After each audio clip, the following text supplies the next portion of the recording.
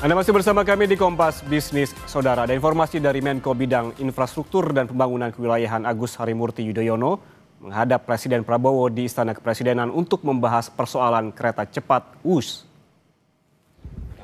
Selain masalah kereta cepat WUS, ada beberapa pembahasan isu sekaligus minta arahan-arahan dari Presiden Prabowo.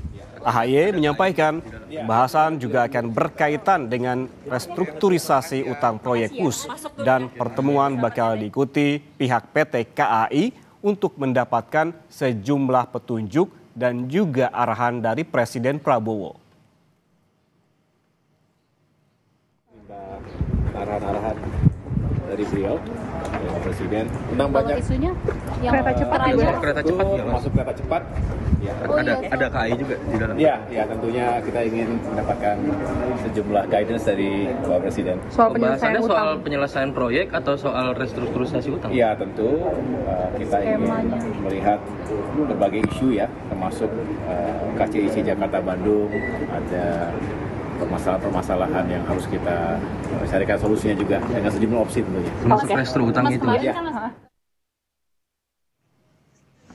Di tengah pembahasan soal kelanjutan WUS, hadir pula Ignatius Jonan, Menteri Perhubungan era Kabinet Kerja di bawah Presiden Joko Widodo, juga datang ke istana. Jonan mengaku belum tahu pemanggilannya apakah terkait dengan pembahasan utang kereta cepat WUS, tapi menurutnya ia hanya dihubungi oleh Seskap untuk datang ke istana. Dipanggil untuk apa, Pak? Enggak tahu. Diundang Pak Seskap itu? Iya. Apa undangannya, Pak? Ya ngobrol aja. Mungkin fokusnya ada. Enggak. Ada materi yang disiapkan, Pak, dibawa. Dimintain keterangan untuk ini, masukan buat terus kereta cepat gitu. Terkait polemik utang mungkin, Pak? Enggak tahu saya. Sementara itu, Saudara Direktur Utama PT KAI Bobi Rashidin menjelaskan restrukturisasi utang kereta cepat WUS sudah dibicarakan dengan Danantara.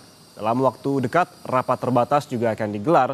Sementara soal dugaan korupsi pada proyek pembangunan kereta cepat WUS, Bobi menjelaskan KCIC terbuka jika KPK ingin melakukan penyelidikan. Sedikit menyinggung bahwa ini akan segera dibicarakan yang untuk kereta cepat. Kami sudah koordinasi dengan Danantara sebagai holding dari KAI.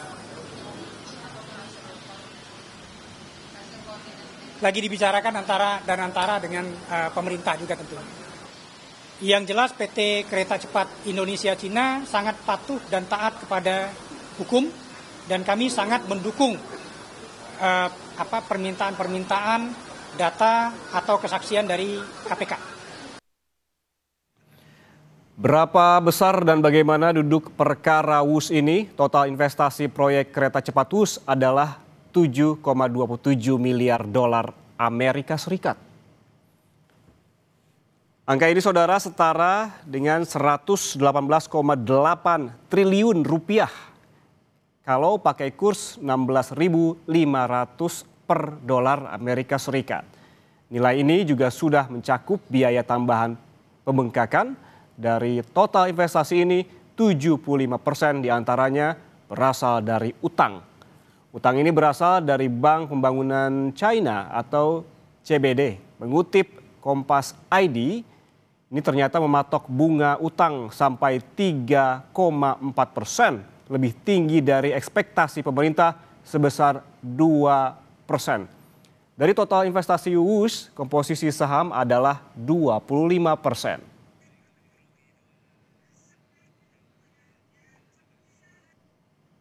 Rugi kereta cepat WUS memperberat beban keuangan kereta cepat mimpi Presiden ke-7 Indonesia Joko Widodo. Tahun lalu kerugian mencapai 4,2 triliun rupiah dan tahun ini sampai Juni sebesar 1,6 triliun rupiah. Merujuk studi kelayakan dalam proposal pembangunan WUS yang ditawarkan oleh KCIC, skenario optimistis bisa mengangkut 76.000 penumpang per hari dan pesimistisnya 50.000 penumpang. Namun kenyataannya, Saudara, WUS dalam satu hari rata-rata hanya mengangkut 17.000 penumpang saja atau jauh di bawah level pesimistis saat itu.